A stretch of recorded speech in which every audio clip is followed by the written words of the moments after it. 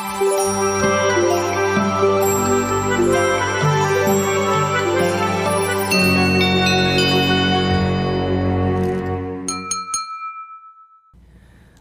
warahmatullahi wabarakatuh. Selamat datang kembali, selamat bergabung kembali kawan pajak di Lapak Matoh belajar pajak di Bumi Matoh. Oke, nah di sini sekarang saya Ari ya bersama Mas Wiwit ya. Kita di sini sorry, kita berjumpa lagi di Lapak Matoh edisi 8 berarti ya. Nah, di sini nanti kita akan bahas tentang materai ya Mas Wiwit ya. Iya betul. Oke, karena mungkin kita bahas materai ini karena setiap hari kita sering sekali ya Mas Wiwit istilahnya menggunakan materai. Betul.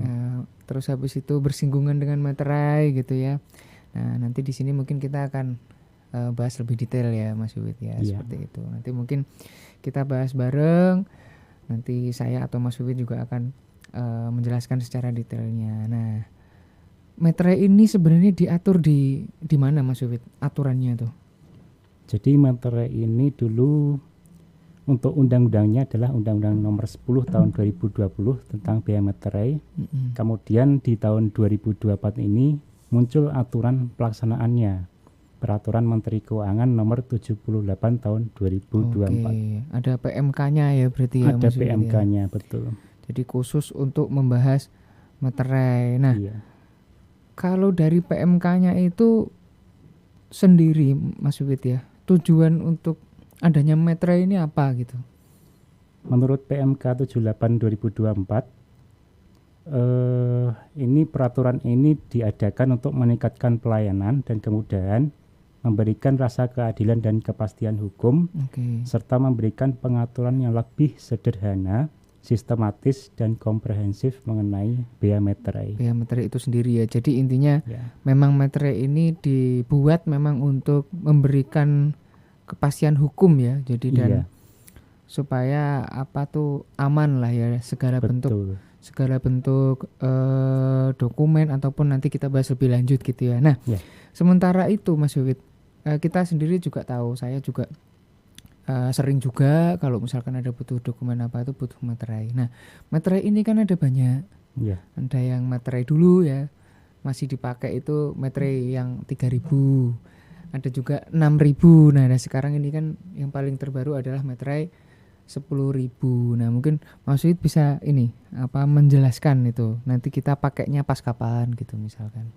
Ya, jadi dulu itu sebelum tahun 2020 kita mengenal materai 3.000 dan 6.000. Kalau materai yang 3.000 ini kita pakai ketika membuat dokumen yang memuat nilai atau jumlah uang 250.000 sampai dengan kurang dari 1 juta rupiah. Ini yang 3.000 ya? 3.000. Oke. Kemudian yang kedua yaitu materai 6.000. Ini kita gunakan ketika membuat dokumen yang memuat jumlah atau nilai uang 1 juta ke atas. 1 juta ke atas ini yang 6.000 ya. Betul. Kemudian saat ini yang berlaku adalah materai 10.000. Jadi hanya satu nominal saja.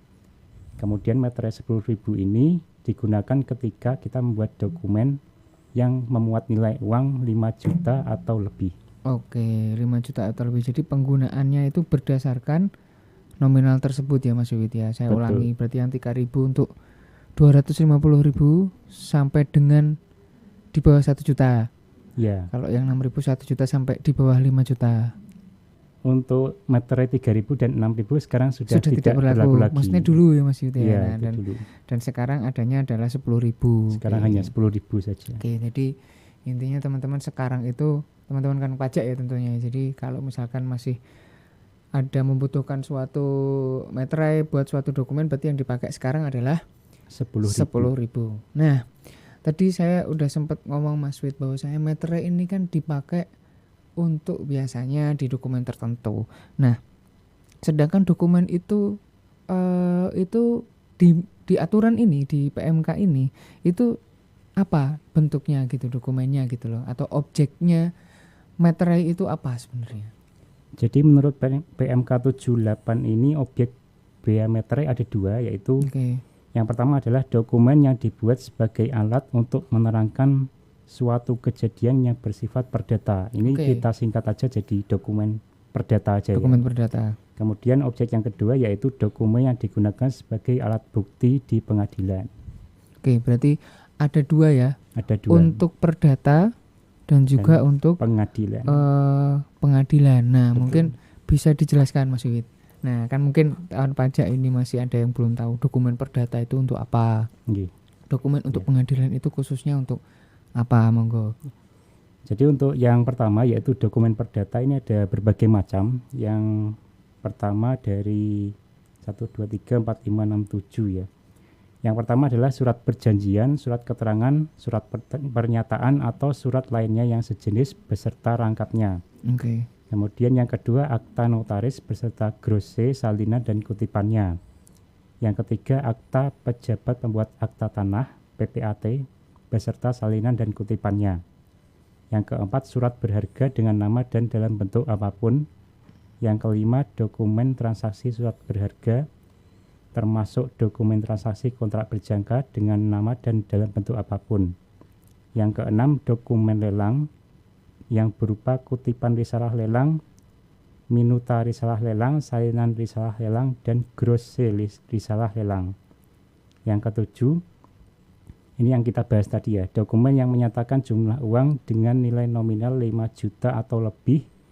Yang pertama menyebutkan penerimaan uang, atau yang kedua berisi pengakuan bahwa utang seluruhnya atau sebagiannya sudah dilunasi atau diperhitungkan. Oke, jadi itu macam-macam dari dokumen perdata ya. Intinya seperti surat-surat perjanjian yang mungkin ditujukan ke orang lain gitu juga termasuk ya Mas ya.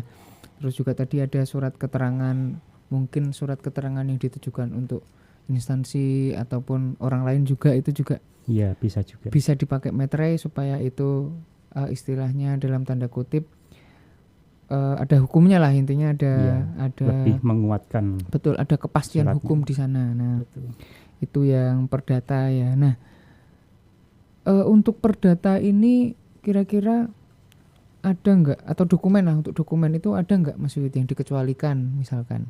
Ada. Dari menurut PMK 78 ini ada beberapa dokumen yang dikecualikan atau tidak perlu dikenai meterai. Yang pertama adalah dokumen yang terkait lalu lintas orang atau barang. Ini bisa berupa surat jalan atau mungkin karcis ketika kita menggunakan transportasi umum, itu tidak perlu meterai. Kemudian segala bentuk ijazah itu tidak perlu meterai.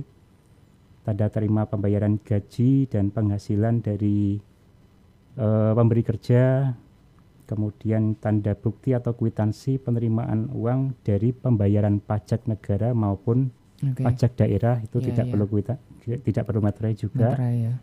Kemudian penerimaan uang yang dibuat untuk keperluan intern organisasi. Kemudian dokumen yang menyebutkan simpanan uang atau surat berharga, misalnya kita punya buku tabungan di bank, itu tidak usah dikasih meterai. Usah juga. Kemudian ada surat gadai. Ada tanda pembagian keuntungan, misalnya kita adalah anggota koperasinya SHU. Terus kita dikasih keuntungan, itu nggak perlu pakai meterai juga. Kemudian yang terakhir adalah dokumen yang diterbitkan oleh Bank Indonesia dalam rangka pelaksanaan kebijakan moneter. Jadi memang yang dalam tanda kutip ya, kalau saya nyebutnya mungkin yang tidak ditujukan untuk suatu resmi ya, surat yang resmi. Betul. Untuk instansi yang lain, kegiatan yang membutuhkan dua orang yang terlibat secara perjanjian atau secara nominal dan lain-lain, itu nggak butuh ya Mas Wid ya? Iya betul. Berarti Mas Wid, dengan adanya meterai ini dalam suatu dokumen, itu dihitung berlaku dokumen tersebut ya ketika pas di surat tersebut dibuat ya, berarti ya Mas Wid ya? Nah, ini ada beberapa ketentuan dalam PMK 78 kapan saat terutangnya biaya meterai. Ini ada berapa ya? 5 atau ada 5 betul. Yang pertama ketika dokumen dibubuhi tanda tangan. Ini khusus untuk surat perjanjian, akta notaris, dan akta PPAT. Jadi beda-beda nanti Mas ya. Oke. Terus yang kedua, biaya materai terutang saat dokumen selesai dibuat. Ini untuk surat berharga, kemudian dokumen transaksi surat berharganya juga. Kemudian yang ketiga, biaya materai terutang saat dokumen diserahkan kepada pihak untuk siapa dokumen tersebut dibuat. Ini untuk dokumen surat keterangan, dokumen lelang, dan dokumen yang menyatakan jumlah uang 5 juta rupiah atau lebih. Sampainya ke orang kedua itu ya. Orang tersebut, iya. Terus yang keempat ini pada saat dokumen diajukan ke pengadilan. Terus yang terakhir, yang kelima, pada saat dokumen digunakan di Indonesia dalam hal dokumen tersebut dibuat di luar negeri. Oh, jadi ya ketika dokumen tersebut digunakan di Indonesia ya intinya ya. Jadi memang tanggal berlaku untuk materai ini, terutang materai ini atau berlakunya materai tersebut adalah beda-beda ya. Betul. Tergantung dokumen tersebut dan termasuk ke dokumen apa gitu ya Mas Wid ya. Tergantung dokumennya. Oke. Nah, itu Mas Wid. Biaya materai ini kan setahu kita ya, kayak saya gini.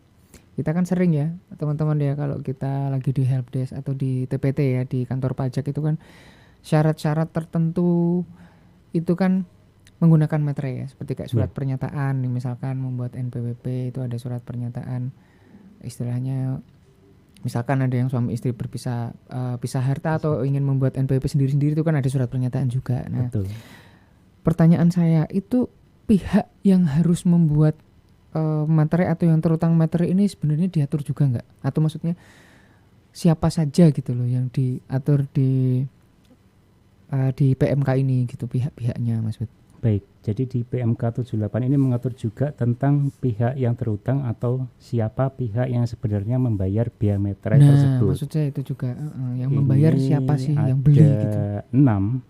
Yang pertama adalah ketika dokumen itu dibuat sepihak, misalnya untuk satu orang saja, misalnya tadi Mas Ari bilang untuk membuat NPWP istri yang dipisah dengan suami itu, maka biaya materainya dibayar oleh pihak yang menerima dokumen atau yang membuat dokumen tersebut. Berarti ya orang tersebut ya? Iya, berarti orang tersebut yang yang ada keperluan dengan dokumen tersebut gitu. Terus yang kedua adalah ketika dokumen itu dibuat oleh dua pihak atau lebih, itu biaya materainya dibayar oleh masing-masing pihak.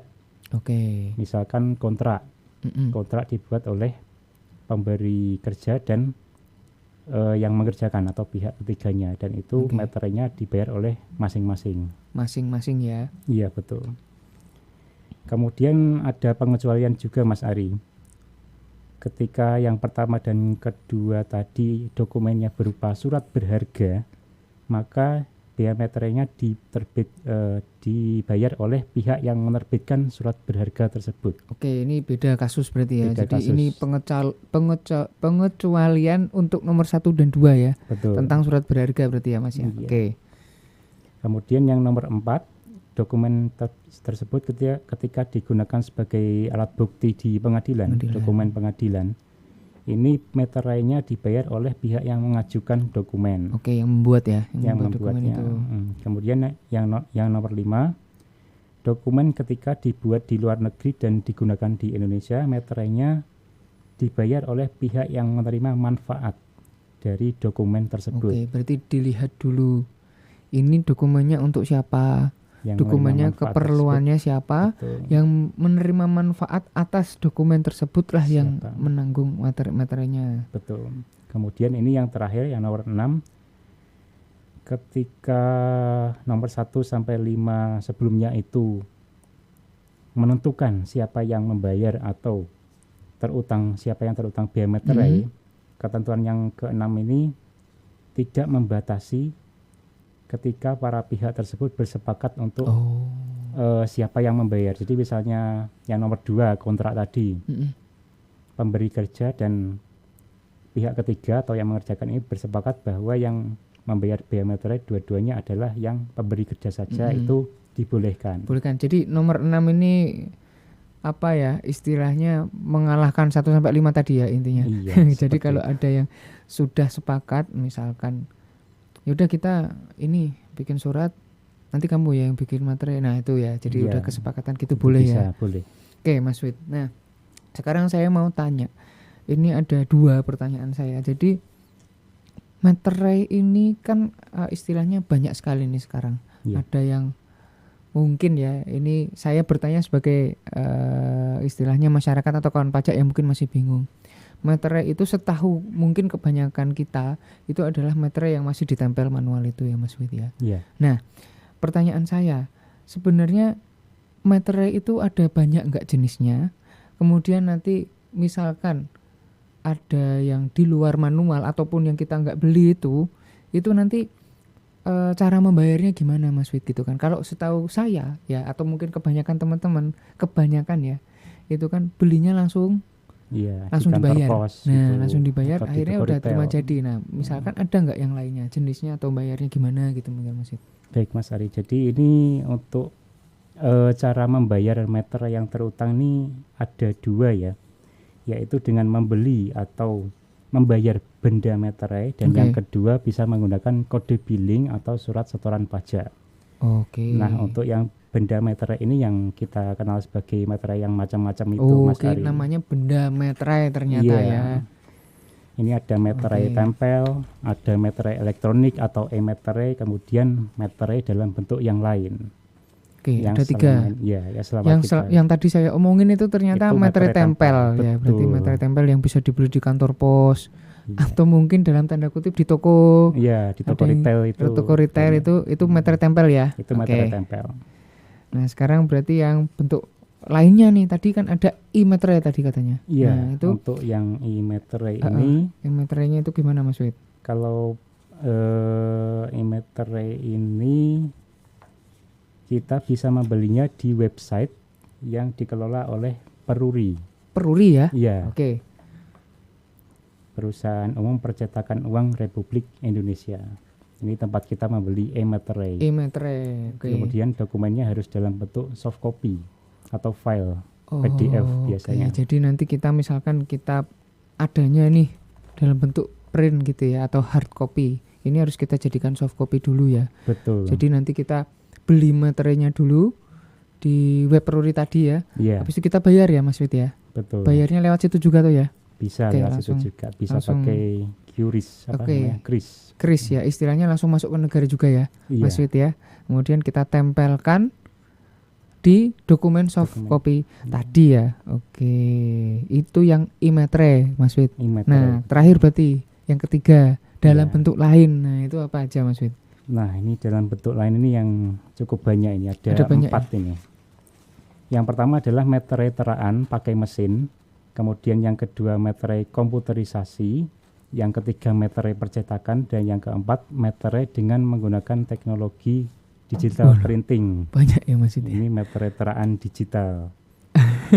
Lah ini Mas Wid, yang biasanya yang pakai materai dalam bentuk lain siapa ini? Kalau misalkan tadi ya materai tempel sama e-materai mungkin semua bisa pakai ya. Iya. Semua kalangan masyarakat kebanyakan sih, bukan semua bisa pakai ya. Kebanyakan yang pakai kan ya masyarakat itu makainya materai tempel sama e-materai tadi.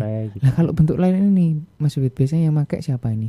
Nah untuk materai dalam bentuk lain ini ternyata tidak bisa dimanfaatkan oleh masyarakat umum Mas Ari. Berarti kayak saya gini belum tentu bisa ya? Iya. Jadi untuk yang pertama materai teraan ini bisa dimanfaatkan kalau wajib pajak sudah punya mesin teraannya. Itu yang materai teraan. Kemudian yang materai komputerisasi ini ketika wajib pajak sudah sebentar.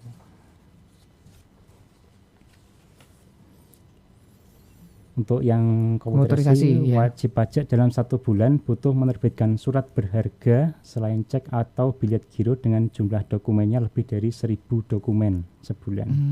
Soalnya nggak memungkinkan ya. Iya, kalau misalkan kita pakai materai tempel atau e-materai itu nggak memungkinkan. Jadi kita pakainya materai komputerisasi. Oke, siap. Itu yang kedua. Kemudian untuk yang ketiga dan keempat, materai percetakan dan materai teraan digital. Ini wajib pajak syaratnya harus ditunjuk dulu oleh DJP sebagai pemungut bea meterai. Oke, itu jadi harus resmi ya istilahnya. Betul. Yang ditunjuk oleh Direktorat Jenderal Pajak untuk bisa menerbitkan meterai itu ya. Itu namanya meterai dengan menggunakan teknologi digital ya Mas. Betul. Ya. Kemudian yang nomor 1 dan 2 tadi sebelum menggunakan meterai mesin, teraan dengan mesin dan komputerisasi, wajib pajak harus mengajukan izin ke Direktorat Jenderal Pajak harus dulu. izin dulu ya. Harus berarti izin ya. dulu. Berarti Kalau tetap yang nggak bisa langsung gitu, nggak bisa. Betul. Kalau yang 3 dan 4 ini dia bisa langsung karena ditunjuk langsung oleh DJP. Oke, siap. Jadi intinya kalau untuk meterai tempel dan e-meterai bisa digunakan oleh semua kalangan. Betul. Tapi untuk meterai yang istilahnya dalam bentuk lain itu ternyata harus ada mekanisme izinnya. Iya. Gitu ya. Betul. Oke, mungkin terakhir Mas Wiwit sekarang ya. Kayaknya udah lengkap ya tadi bahasnya. Terakhir tadi Mas Wiwit sempat menyinggung pembayaran meterai. Itu kan bisa dibayar dengan kode billing tadi bilangnya atau setoran pajak. Nah, mungkin teman-teman kawan pajak itu masih bingung. Gimana kok bayar meterai kok pakai billing? Gitu kan taunya kita billing itu untuk membayar pajak apa tuh namanya ya, pajak penghasilan atau PPN atau dan lain-lain gitu kan. Nah, kalau meterai gimana gitu maksud mekanismenya? Nah, ini meterai bisa dibayar menggunakan kode billing atau SSP. Ini ada ketentuannya Mas Ari. Oke, ternyata ada ketentuannya khusus. Ketentuannya ketika meterai tempel stoknya di suatu daerah itu sudah habis, benar-benar habis sama sekali. Jadi kita mau beli meterai di kantor pos itu ternyata sudah habis. Di toko retail sudah habis juga. Dan kita kan nggak mungkin harus ke kota lain untuk membeli meterai saja. Kemudian kita coba beli meterai di webnya Peruri, ternyata webnya Peruri ini sedang error atau sedang maintenance atau bagaimana, sehingga kita tidak bisa membeli meterai juga. Maka kita dibolehkan membayar atau melunasi biaya meterai dengan menggunakan kode billing. Untuk kodenya sendiri di 411611 100. Kemudian nanti setelah membayar kode billing tersebut, wajib pajak menempelkan atau melekatkan dokumen yang mau dia kasih meterai dengan bukti bayar meterai yang sudah dibayar tadi. Nggak pakai meterai yang tadi itu ya, yang biasanya kotak kecil itu. Betul. Kan kalau e-meterai kan kotak kecil. Kalau meterai tempel kan kotaknya kecil. E-meterai juga kotak barcode gitu. Iya. Ini pakai billing bukti bayarnya ditempel juga. Betul, tapi dengan kondisi yang sudah saya sebutkan itu tadi.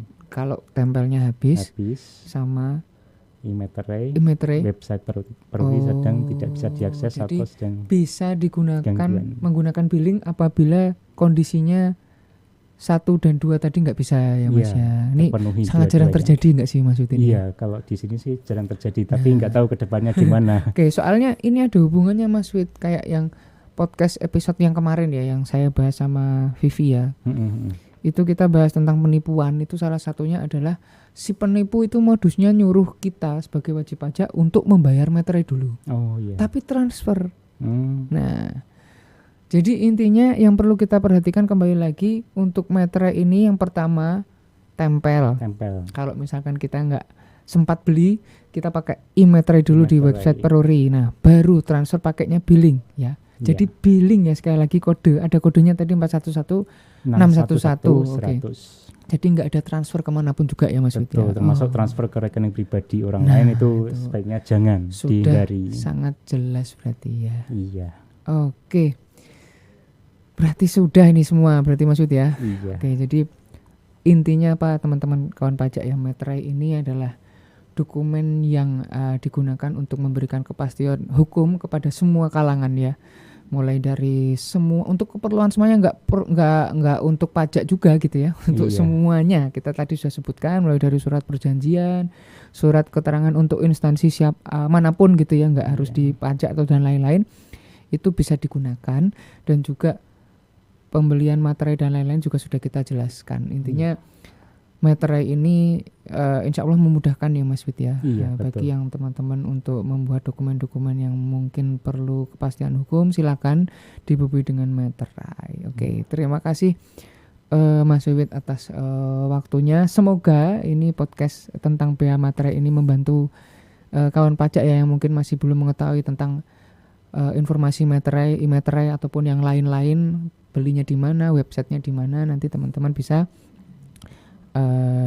bertanya juga kalau misalkan teman-teman masih ada yang mau ditanyakan tentang bea meterai. Semoga membantu. Terima kasih sekali lagi Mas Fit, dan terima kasih teman-teman kawan pajak. Sampai jumpa lagi di episode Lapak Mato selanjutnya. Terima kasih.